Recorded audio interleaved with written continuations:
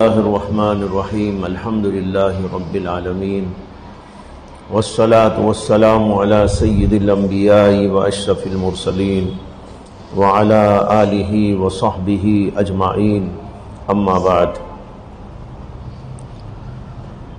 فقد قال النبي صلى الله عليه وسلم الإحسان أن تعبد الله كأنك تراه فإن لم تكن تراه فإنه يراك او کما قال صلی اللہ علیہ وسلم۔ یہ حدیث اس سے پہلے بھی آپ کو سنائی گئی تھی کہ حضرت سیدنا جبریل امین علیہ السلام نے نبی اکرم صلی اللہ علیہ وسلم سے 3 سوالات کیے تھے، بلکہ کل 5 سوالات، ان میں سے ابتدا میں 3 سوالات ہیں۔ پہلا سوال تھا مل ایمان، ایمان کیا ہے؟ دوسرا سوال تھا مل اسلام، اسلام کیا ہے؟ اور تیسرا سوال تھا مل احسان، احسان کیا ہے؟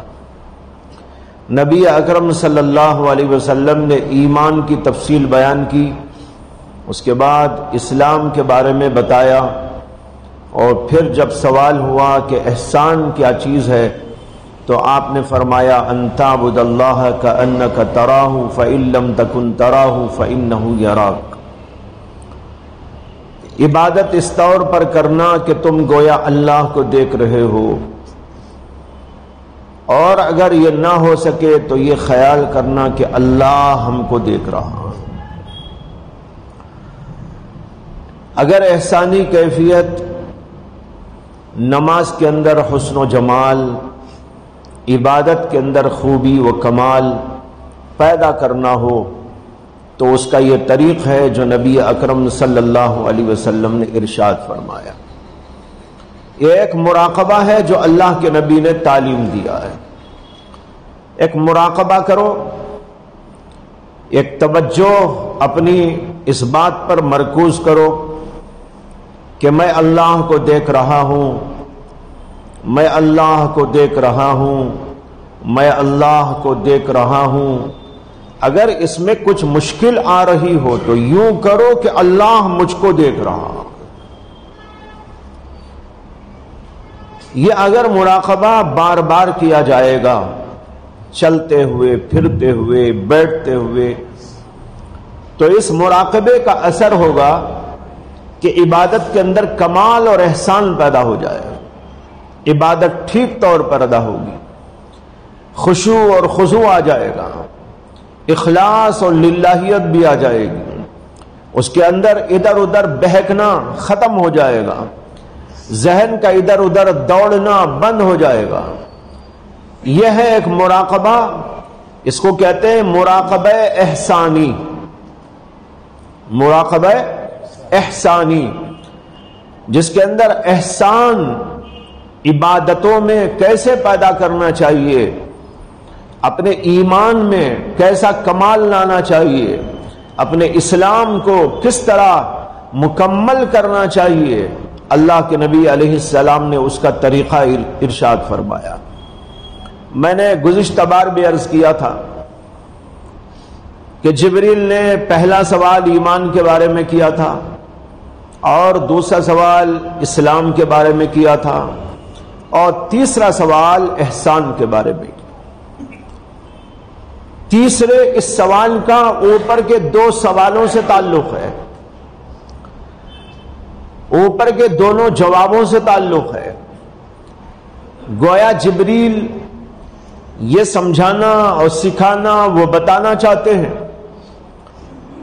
کہ پہلے سوال کر لو ایمان کیا ہے، اس کو اچھی طرح سمجھ لو، پھر یہ سمجھ لو کہ اسلام کیا ہے، لیکن اس کو سمجھنے کے بعد ایمان میں کمال، اسلام میں کمال، نماز روزے میں کمال، حج و زکوٰۃ میں کمال، اور دیگر تمام عبادات میں کمال، اور تمہارے یقین میں اور تمہارے ایمان میں کمال، یہ کیسا پیدا ہوگا؟ اس لیے تیسرے نمبر پہ سوال کیا تھا۔ لہذا اس سوال کا تعلق اوپر کے دونوں سوالوں سے ہے۔ احسان کیا ہے؟ یعنی ایمان میں احسان کیسا ہوگا، اعمال میں احسان کیسا ہوگا، نماز و روزے و حج و زکات میں کیسے کمال پیدا ہوگا، یہ سوال تھا جبریل امین علیہ السلام کا، اور اس سوال کے جواب میں اللہ کے نبی نے یہ فرمایا۔ ممکن ہے کسی معقولی صاحب کو ایک اشکال ہو جائے کہ اگر جبریل امین کا مقصد یہ تھا کہ ایمان میں کمال اور اسلام میں کمال کیسے پیدا ہوتا ہے یہ پوچھنا، تو اللہ کے نبی علیہ السلام نے صرف عبادت کے بارے میں جواب کیوں دیا؟ ان تعبد اللہ کأنک تراہ، ان تؤمن باللہ کأنک تراہ کیوں نہیں فرمایا؟ سوال پیدا ہو جائے گا نا۔ میں نے ابھی عرض کیا کہ اس سوال کا تعلق ایمانیات سے بھی ہے اور اسلامیات سے بھی ہے، ایمان سے بھی ہے، اعمال سے بھی ہے، تو جواب کے اندر عبادت کا ذکر اللہ کے نبی نے کیوں کیا؟ اس کا جواب یہ ہے، یہ ایک مثال ہے، گزشتہ بار بھی عرض کیا تھا میں نے، یہ اللہ کے نبی نے جو فرمایا ہے یہ بطور مثال فرمایا کہ ان تعبد اللہ، مثلا تم جب عبادت کرو تو ایسا عبادت کرو، مثلا جب تم نماز پڑھو تو ایسی نماز پڑھو، مثلا عبادت کا یہ طریقہ ہو، تو یہ مثال کے طور پر ہے، لہذا یہ ایمانیات سے بھی تعلق رکھتا ہے۔ اللہ پر ایمان ایسے لاؤ، رسول پر ایمان ایسے لاؤ، اللہ کے فرشتوں پر ایسے ایمان لاؤ، آخرت پر ایمان ایسے لاؤ، گویا کہ تم اللہ کو دیکھ رہے ہو۔ جب آدمی اس طور پر ایمان لائے گا اور ایمان رکھے گا، اس کا ایمان بڑھتا چلا جائے گا، اس کے ایمان میں کمال پیدا ہوتا چلا جائے گا، اس کا یقین بڑھتا چلا جائے گا، یہاں تک کہ کمال درجے کو پہنچ جائے گا۔ اسی طرح عبادات کے اندر بھی، تو عبادات سے بھی اس کا تعلق ہے، ایمانیات سے بھی اس کا تعلق ہے۔ احسان ایمان میں کیسے پیدا ہوگا؟ ہم سب یہ جانتے ہیں کہ ایمان میں بھی کمال مطلوب ہے۔ جہاں یہ بحث شروع میں آئی تھی غالباً رمضان کے بعد، وہاں پر آپ کو بتایا تھا نبی اکرم صلی اللہ علیہ وسلم تشریف لے جا رہے تھے، ایک صحابی حضرت حارثہ ملاقات ہو گئی ان کی، اللہ کے نبی نے ان سے پوچھا تھا کیف اصبحت یا حارث یا حارثہ، اے حارثہ آج تمہاری صبح کیسے ہوئی؟ انہوں نے کہا الحمدللہ ٹھیک ٹھاک ایمان کے ساتھ۔ انہوں نے کہا اصبحت مؤمنا حقا، یا رسول اللہ میں تو بڑا سچا پکا مومن ہو کر صبح کیا ہوں، آج میری صبح یوں خیریت سے ہو رہی ہے کہ میں پکا و سچا مومن ہوں۔ اللہ کے نبی صلی اللہ علیہ وسلم نے فرمایا دیکھو ذرا کیا بول رہے ہو، اصبحت مؤمنا حقا، میں بڑا پکا، حقا پکا، بڑا پکا مومن ہوں۔ اللہ کے نبی نے کہا ذرا سوچ لینا، اور پھر فرمایا کہ دیکھو ہر چیز کی ایک حقیقت ہوتی ہے، مجھے بتاؤ تمہارے ایمان کی حقیقت کیا ہے؟ تم کہہ رہے ہو میں ایمان والا ہوں، مجھے بتاؤ تمہارے ایمان کی حقیقت کیا ہے؟ اس سوال کے جواب میں حضرت حارثہ نے یوں عرض کیا کہ یا رسول اللہ میرا حال یہ ہے رات بھر اس لیے نہیں سوتا کہ میں اللہ کی عبادت کرنا چاہتا ہوں، دن بھر روزے رکھتا ہوں تاکہ اللہ راضی ہو جائے، اور میرا حال یہ ہے کہ اس دنیا میں چلتے پھرتے ایسا محسوس ہوتا ہے گویا کہ میں جنتیوں کو دیکھ رہا ہوں کہ وہ مل بیٹھ کر کھا رہے ہیں، پی رہے ہیں، باتیں کر رہے ہیں، اور میں اسی دنیا میں یوں محسوس کرتا ہوں گویا کہ جہنمی ہیں اور چیخ و پکار کر رہے ہیں عذاب کی وجہ سے۔ اب میں آپ سے پوچھنا چاہتا ہوں یہ جو کیفیت حضرت حارثہ بیان کر رہے ہیں کیا ہے؟ یہی تو ہے کمال ایمان۔ یہ تو یہ ہے کہ آپ کے آمنت باللہ میں ایمان لایا، آمنت بالرسول میں رسول کو مان لیا، آمنت بالکتب میں کتابوں پر یقین کر گیا، لیکن نہ ایمان ٹس ہو رہا ہے نہ مس ہو رہا ہے، نہ آپ میں کوئی حرکت پیدا کر رہا ہے، نہ آپ رات میں جاگنے کے لیے تیار ہو رہے ہیں، نہ دن میں اللہ کے لیے قربانی کے لیے تیار ہو رہے ہیں، نہ روزہ رکھنے کے لیے تیار ہو رہے ہیں، نہ نماز پڑھنے کے لیے تیار ہو رہے ہیں، نہ اور کوئی عبادت کے لیے تیار ہو رہے ہیں، سو رہے ہیں، غفلت میں مبتلا ہیں، اور پھر آپ کہہ رہے ہیں کہ میں مومن ہوں۔ اللہ کے نبی پوچھ رہے ہیں ہر چیز کی ایک حقیقت ہوتی ہے، اے حارثہ بتا تیرے ایمان کی حقیقت کیا ہے؟ یہ سوال تو ہم سے بھی ہوگا، جیسے حارثہ سے ہوا ہم سے بھی ہوگا کہ بتاؤ تم ایمان والے کہتے ہو اپنے آپ کو، کیا ہے تمہارے ایمان کی حقیقت؟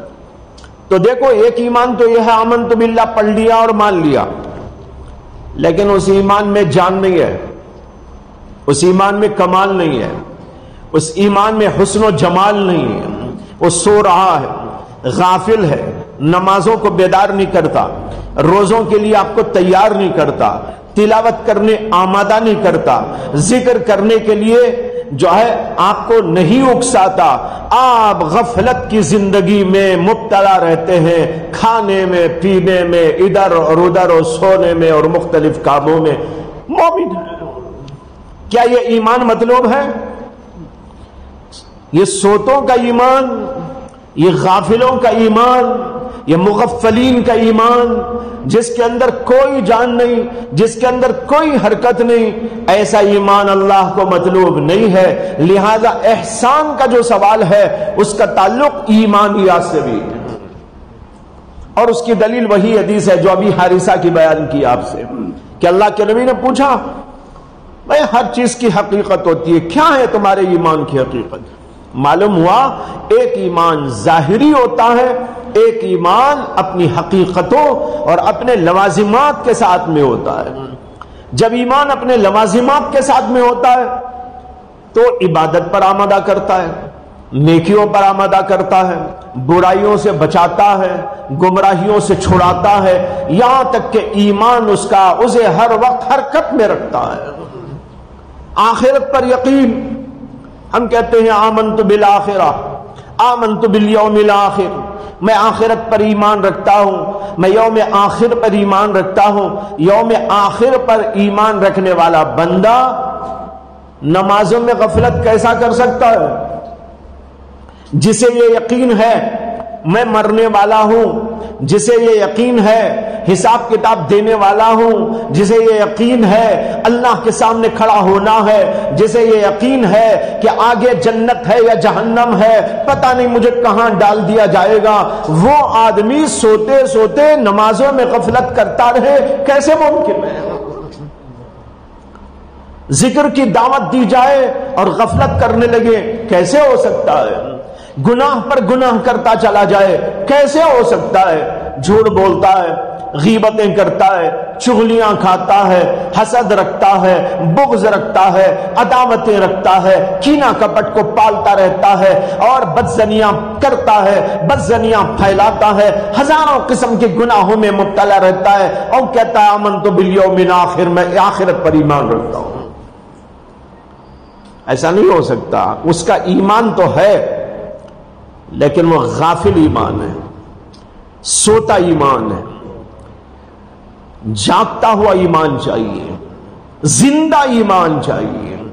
وہ زندہ ایمان وہی ایمان ہے جس کا یہاں ذکر آ رہا ہے، مل احسان۔ یا رسول اللہ ایمان کو کیسے زندہ کروں؟ یا رسول اللہ اپنی عبادت کو زندگی کیسے دے دوں؟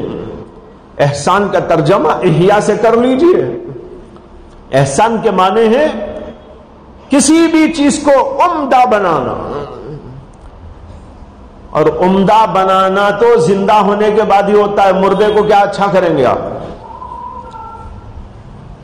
مردے کو کیا اچھا کریں گے؟ بھائی کسی بھی چیز کو اچھائی پہ اسی وقت تو لایا جا سکتا ہے جب وہ چیز زندہ بھی ہو۔ انسان زندہ ہے تو وہ اچھے اچھے سوٹ پہنے گا، اچھے اچھے بوٹ پہنے گا، اچھی اچھی چیزیں استعمال کرے گا، یہ اسی وقت تو ہے جب کہ وہ زندہ ہو۔ لہذا ایمان کو زندہ رکھنا اور پھر زندگی کے بعد اس کو سنوارنا اور بنانا، یہ کیسے ہوگا؟ یہ سوال تھا جبریل امین علیہ السلام کا۔ اللہ کے نبی نے اسی کا جواب ارشاد فرمایا اور مثال کے طور پر عبادت کا ذکر فرمایا۔ لہذا ایمان کو زندہ کرنا، حسین بنانا مطلوب، اپنے اسلام کو، تمام عبادات کو زندگی دینا، اس میں حسن و کمال پیدا کرنا مطلوب۔ اور علماء آگے چل کر یہ بھی فرماتے ہیں اتنا ہی نہیں بلکہ اپنی زندگی کے تمام شعبوں کے اندر احسانی کیفیت کا پیدا کرنا بھی مطلوب ہے۔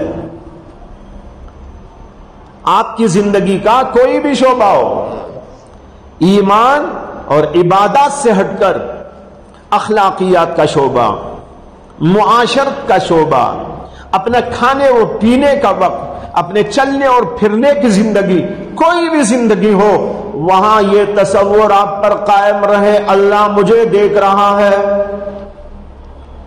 میں اللہ کو دیکھ رہا ہوں یا اللہ مجھ کو دیکھ رہا ہے۔ یہ کیفیت چلتے پھرتے اٹھتے بیٹھتے بازار میں خرید و فروخت کرتے ہوئے، کسی سے معاملات کرتے ہوئے، پڑھاتے ہوئے، درس دیتے ہوئے اور مختلف شعبوں کے اندر سب جگہ پر ہونا چاہیے۔ اور جب سب جگہ پر ایسا ہوگا تو اس کی زندگی کا حال کچھ اور ہوگا، اور جس کا حال یہ نہ ہوگا اس کی زندگی کا حال بڑا بے حال ہوگا۔ وہ جھوٹ بولے گا، گناہ کرے گا، بدکاریاں کرے گا، شرارتیں کرے گا، الٹی سیدھی ہر حرکت کرنے تیار ہو جائے گا، کیونکہ وہ سمجھ رہا ہے مجھے کوئی نہیں دیکھ رہا ہے، میں تو کیا دیکھوں اسے، وہ تو یہ بھی نہیں سمجھ رہا ہے وہ مجھے دیکھ رہا ہے۔ ہاں ایمان کے اعتبار سے تو سمجھتا ہے، وہ تو ہے بھائی علم، ایک ہے کسی چیز کی جانکاری اور ایک ہے کسی جانکاری پر اس چیز کا اثر مرتب ہو جانا۔ شریعت میں جتنی بھی چیزیں ہیں اس کے اندر صرف علم مقصود نہیں ہے، علم کا اثر بھی مقصود ہے۔ ایک آدمی جانتا ہے، جاننے کو بہت کچھ جانتا ہے، لیکن اس جاننے کا اثر اس پر نہیں آیا۔ کل ہی ایک طالب علم مجھ سے پوچھ رہا تھا ہمارے مدرسے کا وہاں کہ جب استاد ہم کو دیکھ رہے ہوتے ہیں یا ہم سمجھتے ہیں کہ استاد بیٹھے ہیں دیکھ رہے ہیں تو ہم کوئی غلطی نہیں کرتے، جبکہ ہم یہ بھی جانتے ہیں کہ اللہ ہم کو دیکھ رہا ہے تو پھر ہم گناہ سے کیوں نہیں بچتے؟ یہ سوال تھا اس طالب علم کا۔ جب استاد ہوتے ہیں تو ہم غلطی نہیں کرتے، کیوں؟ اس لیے کہ استاد دیکھ رہے ہیں، اور ہم کو معلوم ہے، یقین ہے، ایمان ہے اللہ دیکھ رہے ہیں، اس کے باوجود ہم گناہ سے کیوں نہیں بچتے؟ سوال اچھا ہے بچے کا، سوچنے کی بات ہے۔ کوئی بڑا آ جائے، استاد ہو، باپ ہو، ماں ہو، کوئی شیخ ہو، کوئی پیر و بزرگ ہو، تو اس کے سامنے ہم کوئی غلطی کرنے سے پرہیز کرتے ہیں، بچ جاتے ہیں، جھجک جاتے ہیں، شرمندہ ہو جاتے ہیں، آخرکار چھوڑ دیتے ہیں۔ لیکن جب ہمیں یقین سے معلوم ہے اور ایمان ہے ہمارا کہ اللہ ہم کو دیکھ رہا ہے تو پھر کیوں نہیں بچتے ہم لوگ؟ میں نے اسے جواب دیا وہ علم ہے، ابھی علم کا اثر نہیں پیدا ہوا، وہ تو صرف جاننا ہے، آپ کو جان لیا ہے آپ نے، لیکن اس جاننے پر جو اثر مرتب ہونا چاہیے اور وہی دراصل شریعت میں مطلوب بھی ہے وہ تمہارے اندر ابھی نہیں پیدا ہوا۔ اگر وہ پیدا ہو جائے گا تو پھر اس سے زیادہ یہاں بچنا شروع کر دو گے۔ استاد کا جتنا ادب کرتے ہو، لحاظ کرتے ہو، اس سے بھی زیادہ اللہ کا ادب آپ کو مانے بنے گا اور گناہوں کو چھوڑ دے۔ اب رہا یہ سوال کہ وہ اثر کیسے پیدا ہوگا؟ وہ اثر اسی مراقبے سے پیدا ہوگا۔ مراقبہ کرنے کی جو تعلیم دیتے ہیں حضرات صوفیاء کرام، وہ اسی لیے ہے کہ تمہارا علم نہ رہے بلکہ علم جا کر حال بن جائے۔ جان لیا، مان لیا اللہ ہے، اللہ دیکھ رہا ہے، اللہ ایسا ہے، اللہ ویسا ہے، لیکن پھر بھی کچھ اثر نہیں ہو رہا ہے۔ وجہ یہ ہے کہ اس میں اثر پیدا کرنے کے لیے جو ضرورت تھی وہ کام ہم نے نہیں کیا۔ اگر کوئی آدمی ایک گھونٹ دوا پی کر بیٹھ جائے تو کام نہیں چلے گا، اسے بار بار پینا پڑے گا، بار بار پینا پڑے گا، بہت دنوں کے بعد اس کا اثر ظاہر ہوتا ہے۔ اسی طریقے پر یہ بھی ہے کہ اللہ کے بارے میں ہم نے جان لیا اللہ ہم کو دیکھ رہا ہے، لیکن یہ ابھی حال نہیں بنا۔ جب حال بن جائے گا سولنا مشکل ہو جائے گا۔ جب یہ حال بن جائے گا بات کرنا مشکل بن جائے گا۔ بعض بزرگوں کے بارے میں لکھا ہے کہ وہ بولتے تک نہ تھے، اللہ کے حضوری کا اور اللہ تبارک و تعالی کے دیکھنے کا وہ اثر ان کے اوپر طاری ہو جاتا تھا کہ زبان گم ہو جاتی تھی۔ جیسے کسی بڑے کے سامنے کوئی بولتا نہیں، ابا کے سامنے نہیں بولتا، استاد کے سامنے نہیں بولتا، پیر کے سامنے نہیں بولتا، کسی بڑے بزرگ کے سامنے نہیں بولتا، خاموش رہ جاتا ہے، اور بولنا چاہے تو زبان اس کی لڑکھڑانے لگتی ہے۔ اسی طریقے پر ان کے اوپر اللہ کی حضوری کا اتنا غلبہ ہوتا تھا کہ وہ بول نہیں پاتے تھے۔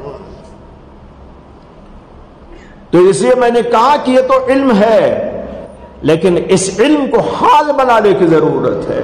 حال بنے گا کب؟ جب یہ مراقبہ ہوگا۔ 5 منٹ، 10 منٹ، 15 منٹ، 20 منٹ بیٹھو سکون کے وقت میں، رات ہو کہ دن ہو، صبح ہو کہ شام ہو، جب بھی موقع ہو، فرصت ہو، سر جھکا کے بیٹھ جاؤ اور یہ مراقبہ کرو جو اللہ کے نبی علیہ السلام نے بتایا۔ اللہ مجھ کو دیکھ رہا ہے، میں اللہ کو دیکھ رہا ہوں، میں دیکھوں کہ نہ دیکھوں وہ تو بہرحال مجھ کو دیکھ رہا ہے۔ اللہ نے قرآن میں فرمایا الم یعلم بان اللہ یرا، پتہ نہیں ہے بندے کو کہ اللہ اس کو دیکھ رہا ہے۔ اچھا یہاں پر یہ نقطہ عرض کر دوں، اس آیت میں غور کرو، جو ابھی بات میں نے عرض کی وہ یہاں سے سمجھ میں آئے گی آپ کو۔ میں نے کہا شریعت میں جتنی بھی تعلیمات ہیں ان میں اثر مطلوب ہے، علم مطلوب نہیں ہے۔ علم کے بعد اس کا اثر مطلوب ہے۔ اس آیت میں غور کیجئے کہ اللہ تعالیٰ کہہ رہے الم یعلم بان اللہ یرا، پتہ نہیں ہے اسے بندے کو اللہ اس کو دیکھ رہا ہے۔ اب یہاں سمجھنے کی بات ہے، بندے کو تو معلوم ہے، بندے کو تو معلوم ہے اللہ دیکھ رہا ہے، پھر بھی اللہ یہ کیوں بول رہے ہیں کہ بندے کو پتہ نہیں کہ میں دیکھ رہا ہوں؟ یہ اس لیے بول رہے ہیں کہ بندہ جاننے کے باوجود گناہ کر رہا ہے، جاننے کے باوجود اللہ کا وہ حق ادا نہیں کر رہا ہے، جاننے کے باوجود اس علم کا جو اثر ہونا چاہیے وہ اس کے اوپر مرتب نہیں ہو رہا ہے۔ اس لیے کہا جا رہا ہے الم یعلم بان اللہ یرا، کیا بندے کو خبر نہیں کہ اللہ دیکھ رہا ہے؟ اگر اسے ایسا جانکاری ہوتی کہ اس کا اثر بھی ہوتا تو کیا مجال تھی کہ وہ غلط کام کر دیتا، کیا مجال تھی کہ وہ غلط بات کہہ دیتا۔ اس لیے معلوم ہوا کہ اصل مقصود ان تمام حقائق میں یہ ہے کہ اثر اس کا مرتب ہونا چاہیے۔ بہرحال یہ ایک بہت اہم ترین مراقبہ ہے جس کی وجہ سے ایک طرف آدمی اللہ کی عبادت کرتا ہے، دوسرے بہترین طریقے پر کرتا ہے، ایمان میں تر و تازگی پیدا کر لیتا ہے، ایمان میں کمال اور جلا پیدا کر لیتا ہے، اور جو کچھ کے اس کے خلاف ہے ان تمام چیزوں سے بچنا بھی شروع کر دیتا ہے۔ گناہ سے بچ جائے گا، برائیوں سے بچ جائے گا، اللہ دیکھ رہا ہے کیسے کر لوں، اللہ دیکھ رہا ہے میں کیسے بدکاری کر لوں۔ میں نے وہ قصہ بھی سنایا تھا گزشتہ بار، کفل کا، گنہگار بندہ، عورت اس کے پاس آتی ہے، برائی کے لیے اپنے آپ کو پیش کرتی ہے، لیکن وہ اللہ کی بندی اگرچہ کہ گناہ کے لیے اس لیے آ گئی کہ اسے کوئی مجبوری کھینچ کے لائی تھی، وہ گنہگار نہیں تھی، بدکار نہیں تھی، کوئی فاحشہ نہیں تھی، وہ اللہ والی تھی، لیکن اس کے ہاں بچے تھے، کھانے پینے کا سامان نہیں تھا، گزران کے لیے کوئی سامان نہیں تھا، اور بچے بلکنے لگے تھے اور رونے لگے تھے، تو وہ پریشان ہو کر کہ بھائی کسی طرح کچھ کھانے پینے کا انتظام ہو جائے، چلو اگر کسی اور ذریعے سے نہیں ہوتا تو اپنی جان ہی کو لگا کر اسی سے کچھ پیسہ حاصل کرو۔ آ گئی تھی کفل کے پاس، بات چیت ہو گئی کہ اگر مجھے اتنے پیسے دے دو تو میں اپنی جان تمہارے حوالے کرنے تیار ہوں۔ کفل بڑا ہی گنہگار تھا، بدکار تھا، قاتل تھا، زانی تھا، شرابی کبابی تھا، بڑا بدبخت تھا،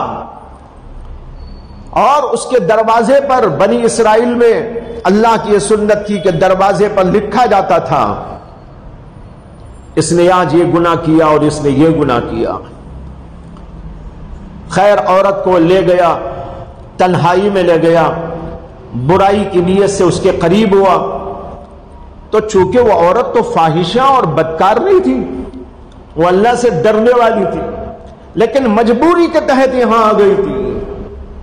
مجبوری سے آنے کے باوجود اندر سے اسے اللہ کا ڈر، اللہ کی حضوری، اللہ تبارک و تعالی کے دیکھنے کا جو یقین، وہ اس کے اوپر غالب آ گیا اور اس کے اوپر کپ کپی طاری ہو گئی۔ جو ہی وہ قریب ہوا اس نے کہا دور ہٹو دور ہٹو، اور اس کے اوپر کپ کپی طاری ہو گئی۔ اور پھر اس کے بعد اس نے پوچھا کہ کیا ہوا تجھ کو، یہاں کون دیکھ رہا ہے؟ سارے دروازے بند ہیں، سارے دریچے بند ہیں، پھر ڈرنے اور گھبرانے کی کیا بات ہے؟ وہ عورت جواب میں کہتی ہے میں جانتی ہوں کہ سارے دروازے بند ہیں، سارے دریچے بند ہیں، یہاں کوئی ہم کو نہیں دیکھ رہا ہے، لیکن ایک وہ ذات ہم کو دیکھ رہی ہے جس کو کوئی دروازہ آڑ نہیں بن سکتا۔ اس نے کہا کہ جب تو ایسی اللہ والی ہے تو میرے پاس خود کیوں آ گئی؟ اس نے کہا میرا یہ ماجرا تھا اس لیے آ گئی، اب میں توبہ کرتی ہوں، مجھے چھوڑ دو، واپس جانے دو۔ اس کی اس ادا کا اثر اس بدترین گنہگار پر، کفل پر یہ ہوا کہ وہ بھی کپ کپی میں مبتلا ہو گیا، اس میں بھی خدا کا ڈر و خوف پیدا ہو گیا۔ اس نے کہا اگر تو اس طرح مجبوری سے گناہ کرنے آئی اور تیرا یہ حال ہو رہا ہے، اور میری تو پوری ہی زندگی گناہوں میں گزر گئی، اگر اللہ مجھ کو پوچھ لے تو کیا کروں؟ اس کے اوپر کب کبھی طاری ہو گئی، اور پھر اس نے اسی کے ہاتھ پر توبہ کر لی۔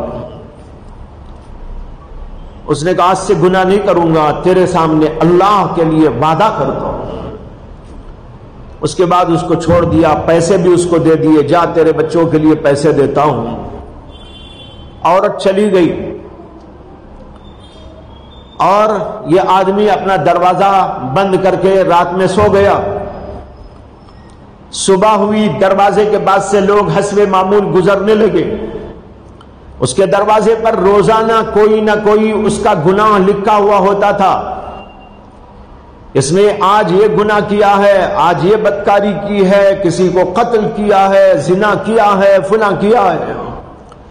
لیکن آج صبح میں جب لوگ گزرنے لگے تو دروازے پہ لکھا ہوا ہے قد غفر اللہ للکفل، اللہ اکبر، اللہ نے کفل کی مغفرت کر دی۔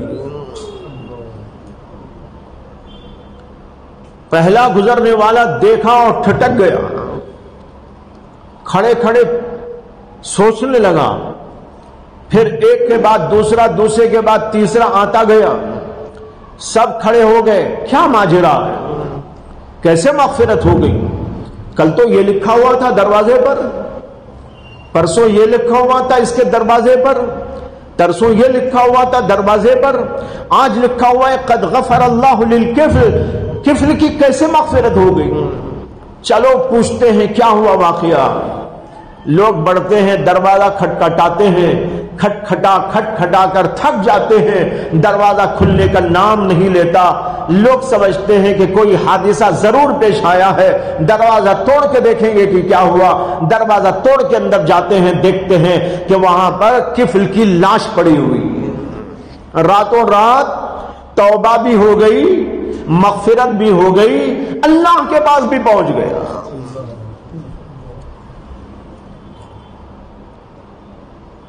ایک حدیث میں آتا ہے، درمیان میں حدیث یاد آ گئی، آپ نے بھی سنا ہوگا، نبی اکرم صلی اللہ علیہ وسلم نے فرمایا کہ آدمی برائی کرتا رہتا ہے، برائی کرتا رہتا ہے، برائی کرتا رہتا ہے، یہاں تک کہ جہنم کا فاصلہ ایک بالغ ایک ہاتھ کا رہ جاتا ہے، یعنی جہنم قریب ہو جاتی ہے۔ اچانک اس کے اوپر تقدیر غالب آتی ہے اور وہ کوئی نیکی کرتا ہے اور جنت میں چلا جاتا ہے۔ اور فرمایا کہ یہ بھی ہوتا ہے کہ ایک آدمی نیکی کرتا رہتا ہے، نیکی کرتا رہتا ہے، نمازیں، ذکر، تلاوت، تمام عبادتیں، ریاضتیں، مجاہدات، یہاں تک کہ جنت اس کے ایک ہاتھ قریب ہو جاتی ہے، لیکن اچانک اس کے اوپر تقدیر غالب آتی ہے اور وہ کفر کرتا ہے یا گناہ کرتا ہے اور جہنم رسید ہو جاتا ہے۔ یہ تقدیر کے سلسلے میں اللہ کے نبی علیہ السلام نے حدیث بیان فرمائی، لیکن اس حدیث کے بارے میں ایک بڑا باریک سا نقطہ ہے، ذہن میں آگے عرض کر دیتا ہوں۔ اس حدیث کی وجہ سے ایک بات تو یہ ثابت ہو گئی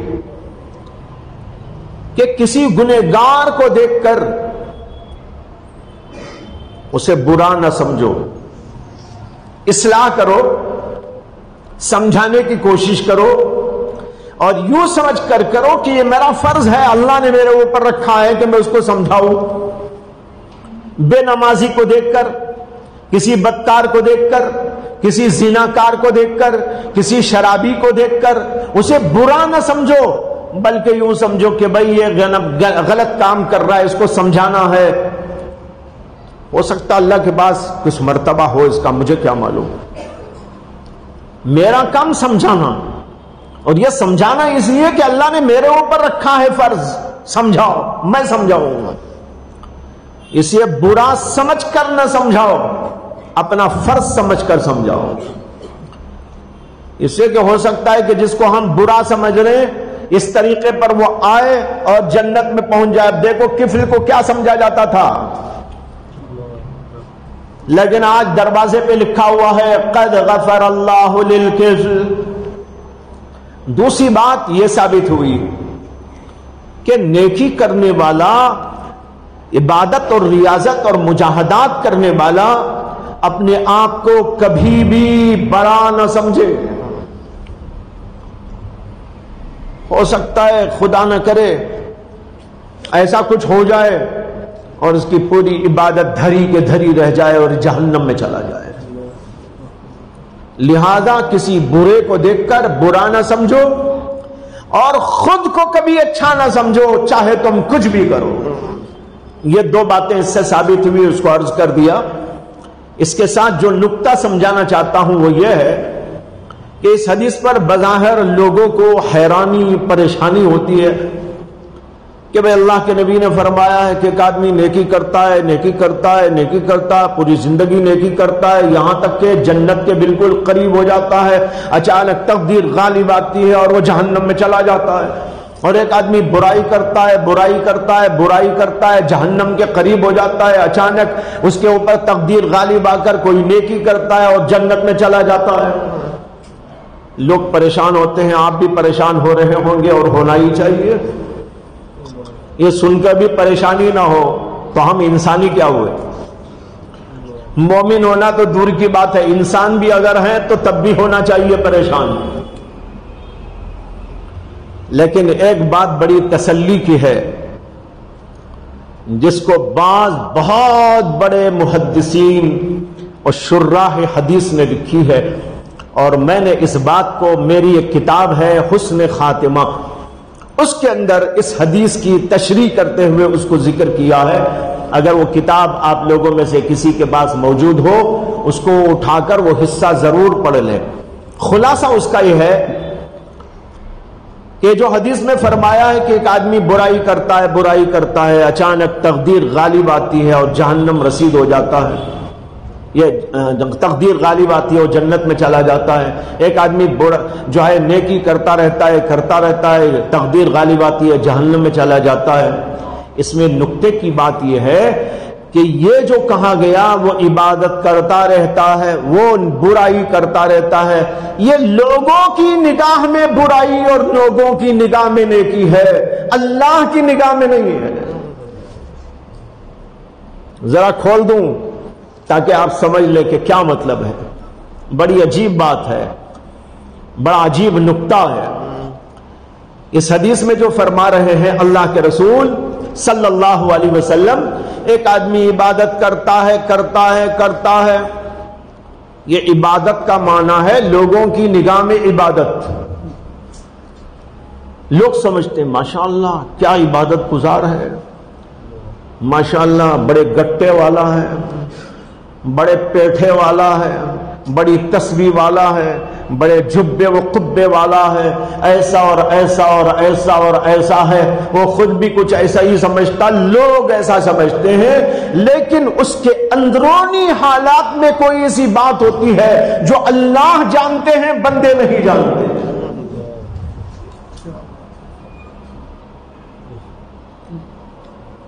نیکی ظاہراً, لیکن کوئی بات ایسی موجود ہے جو اللہ کے علم میں ہے, وہ غالب آ جاتی ہے. بس ایک آدمی بڑی عبادت کر رہا ہے لیکن ریاکاری ہے, اور ریاکاری کے بھی اتنے درجات ہیں کہ کبھی کبھی آدمی کو بھی پتہ نہیں چلتا کہ وہ کیسی ریاکاری کر رہا ہے.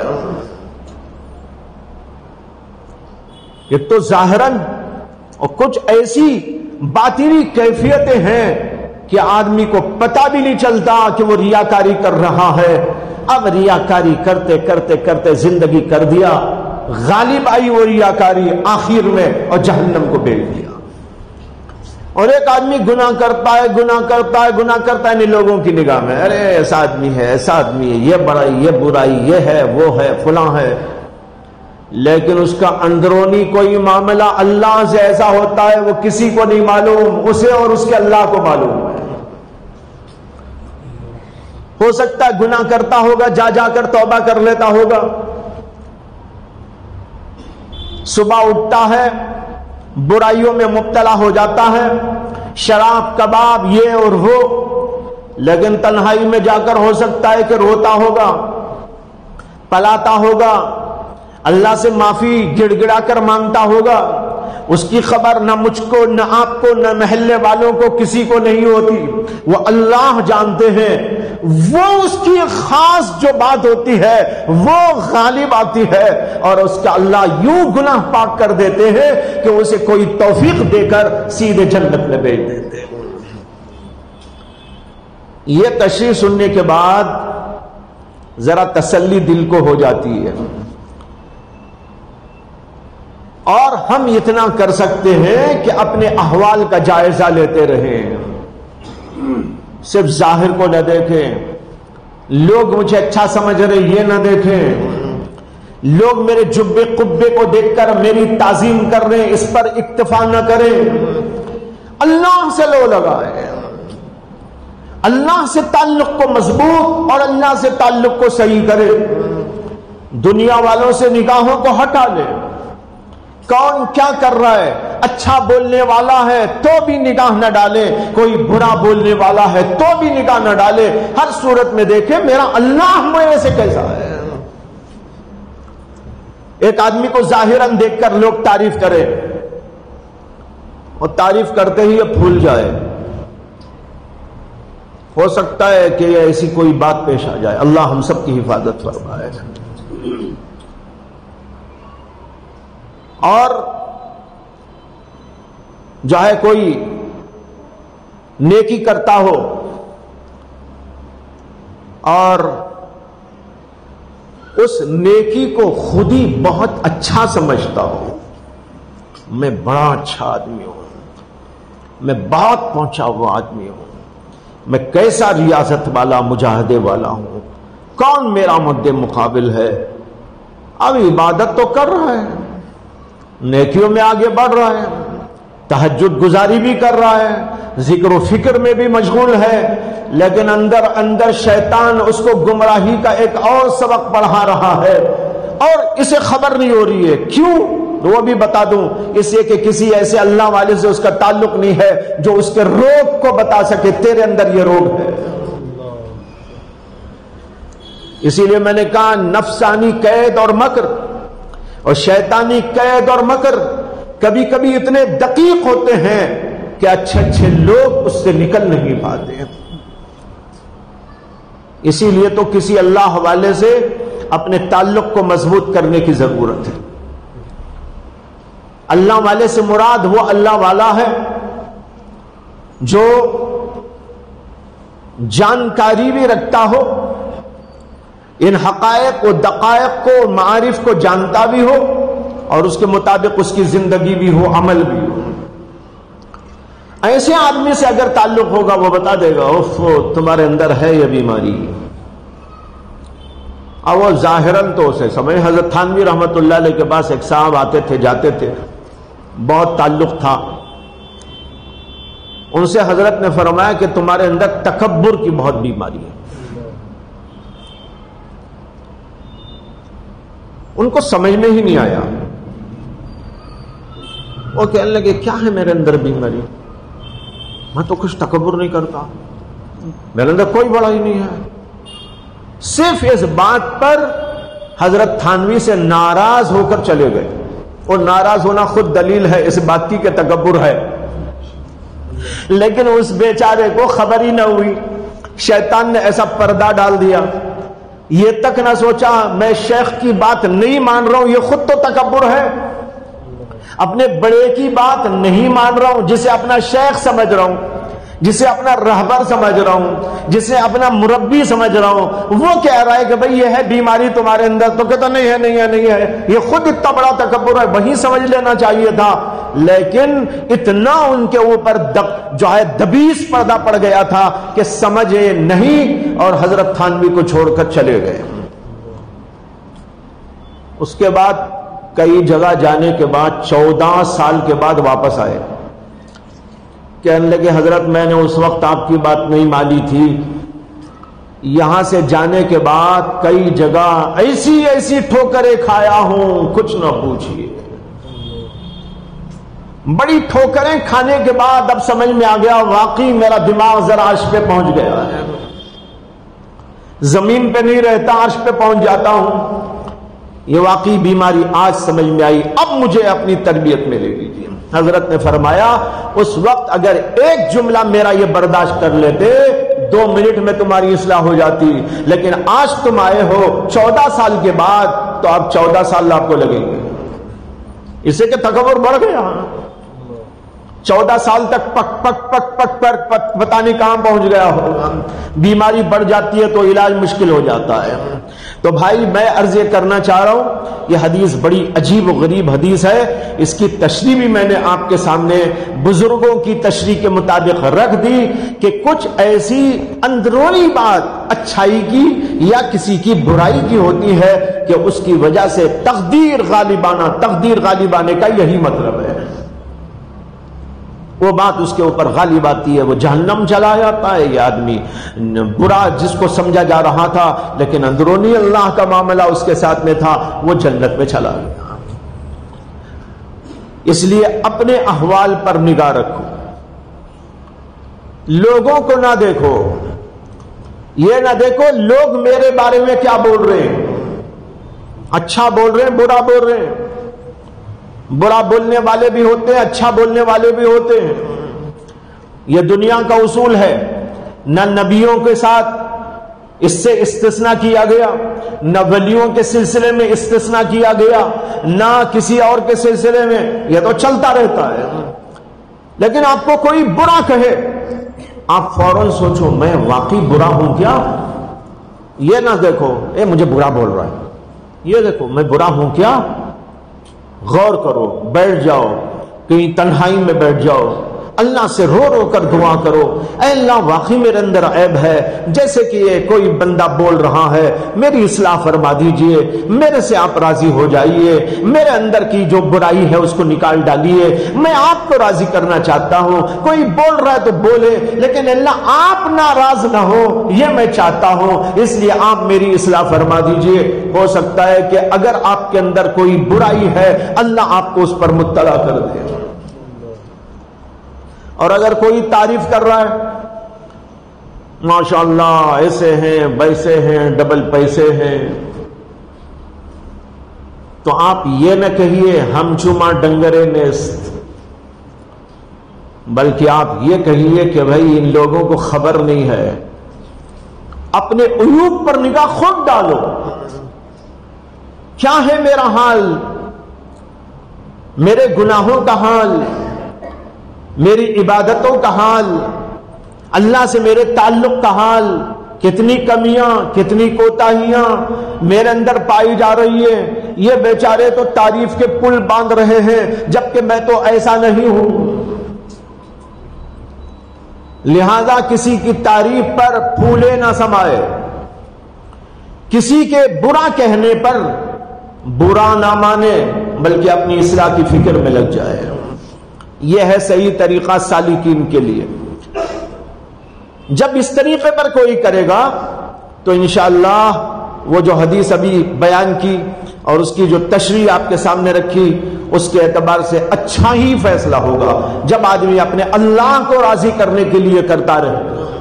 اس کے بجائے اگر ہم نے ایسا کیا کہ کسی نے ہماری تعریف کی تو ہم نے کہا ہم تو بہت اچھے ہیں، دیکھو اتنے لوگ تعریف کر رہے ہیں، یاد رکھو پوری دنیا بھی اگر تعریف کر دے لیکن ہم حقیقت میں برے ہوں تو دنیا والوں کی تعریف ہمیں کچھ بھی کام نہیں آئے گی۔ حقیقت میں اگر اچھے ہوں تب کام آئے گی وہ تعریف، اگر حقیقت میں ہم اچھے نہیں ہیں تو پوری دنیا مل کر اچھا کہنے سے کچھ نہیں ہوتا۔ اور اگر کسی نے ہم کو برا کہا اور حقیقت میں ہم برے نہیں ہیں تو اس کے برا کہنے سے ہمارا کوئی نقصان نہیں۔ امام اعظم ابو حنیفہ رحمت اللہ علیہ کے بارے میں آتا ہے کہ امام صاحب کہیں تشریف لے جا رہے تھے، جلیل القدر امام، جلیل القدر عالم، جلیل القدر صوفی اور بزرگ چلے جا رہے ہیں، ایک آدمی گالیاں دینے لگا، یہ ایسے ہیں ویسے ہیں یوں ہیں، بہت برا بھلا کہتے کہتے جا رہا تھا، امام صاحب سنتے سنتے جا رہے تھے۔ گھر آ گیا امام صاحب کا، امام صاحب نے اس کی طرف دیکھ کر کہا بھائی آپ نے جو کچھ کہا میں نے سن لیا، میں تو اس سے بھی زیادہ برا ہوں، جتنا تم نے کہا میں تو اس سے بھی زیادہ برا ہوں، اگر کچھ اور بھی کہنا چاہتے ہو میں تھوڑی دیر ٹھہر جاتا ہوں، میرا گھر آ گیا ہے، اگر اور بھی کچھ کہنا ہو تو ٹھہر جاؤں گا، آپ کہہ لیجئے۔ اس پر اس نے توبہ کر لی، یہ الگ بات ہے، لیکن امام صاحب کا جو انداز تھا ہمیں وہ اختیار کرنا چاہیے۔ تو یہ ہے بھائیوں، ہمیں اپنے آپ کو کمال درجے تک پہنچانا ہے، اپنے عبادات میں، اپنے ایمانیات میں، اپنے عقائد میں، بلکہ اور معاملات میں، اور اس سب کا طریقہ کیا بتایا گیا؟ ان تعبد اللہ کأنک تراہ فإن لم تکن تراہ فإنہ یراک۔ اس کو یاد رکھ لیجئے، یہ مراقبہ لے جائیے، اور کہیں تنہائیوں میں بیٹھ کر سونے سے پہلے یا اٹھنے کے بعد یا جو بھی آپ کی فرصت کا وقت ہو 5 منٹ کے لیے چاہے یا 10 منٹ کے لیے یا 15-20 منٹ کے لیے بیٹھ کر یہ تصور جماتے رہیے، اللہ مجھ کو دیکھ رہا ہے۔ پہلے تو یہ جمائیے کہ اللہ کو میں دیکھ رہا ہوں، دیکھ تو نہیں رہا ہوں، گویا دیکھ رہا ہوں، کأنک تراہ۔ اور دوسرا یہ جمائیے کہ اللہ مجھ کو دیکھ رہے، وہ تو ضرور دیکھ رہے، میں دیکھ رہا ہوں تو کیا، نہیں دیکھ رہا ہوں تو کیا، اللہ تو مجھے بہرحال دیکھ رہے۔ اس کے ذریعے سے ہم اپنی پوری زندگی کو احسانی کیفیت کے ساتھ میں معمور اور منور کر سکتے ہیں۔ اللہ تعالیٰ مجھے بھی آپ کو بھی توفیق اور ہدایت عطا فرمائے اور عمل کی توفیق عطا فرمائے۔ باتیں تو ہوتی ہیں لیکن عمل میں لانے کی ضرورت ہے۔ اللہ تعالیٰ مجھے بھی آپ کو توفیق عطا فرمائے۔ وآخر دعوانا ان الحمد للہ رب العالمین۔